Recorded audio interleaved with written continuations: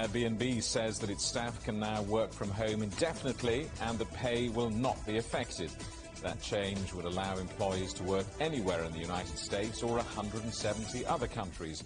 Regional pay differences have also been axed, with pay now per country. The accommodation site CEO Brian Chesky says the change is because the world has become more flexible.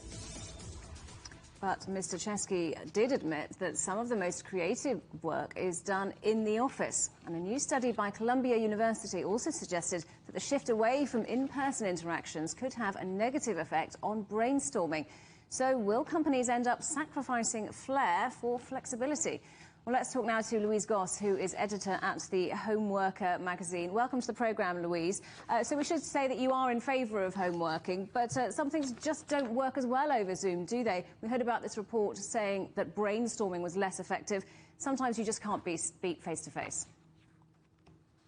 No, that's absolutely right. And I don't think anybody's saying that working from home 100% of the time, all the time, is going to work for everybody in all situations. There are obviously certain jobs and roles that are better done in an office environment or sort of not in the home environment. And yes, there have been studies showing that for more collaborative work and creative work, it is good to have people getting together, being in person, being in the same room together. However, that isn't needed every single day, all the time. So I think this hybrid approach that a lot of companies are looking at adopting is going to be one of the most flexible and best ways for a lot of organisations moving forward.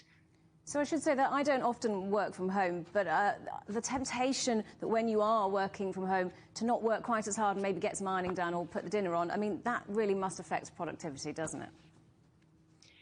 Well, it's interesting because I think a lot of people find that they are more productive when they work from home, just because you don't get all the interruptions that you might get around in the office, other people coming and asking you questions or wanting just, random meetings and things. So for a lot of people, that balance of being able to get deep sort of periods of focused work done in the home environment is actually really productive.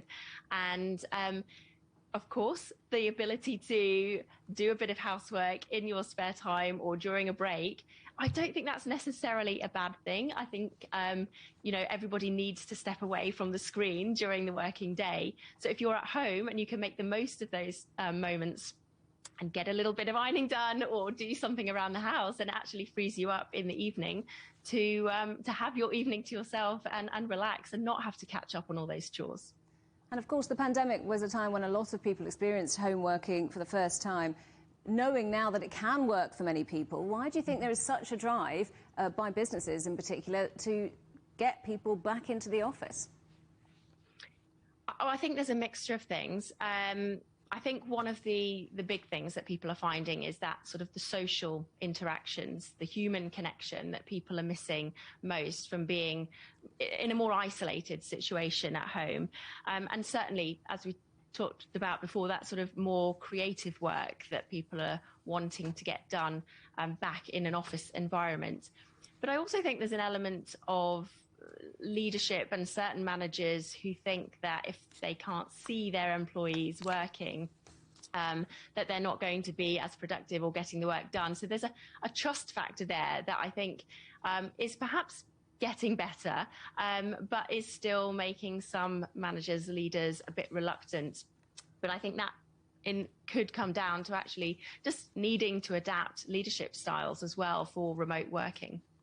OK, Louise Goss from the Home Worker magazine, thanks very much indeed for talking to us today. No problem. Thank you.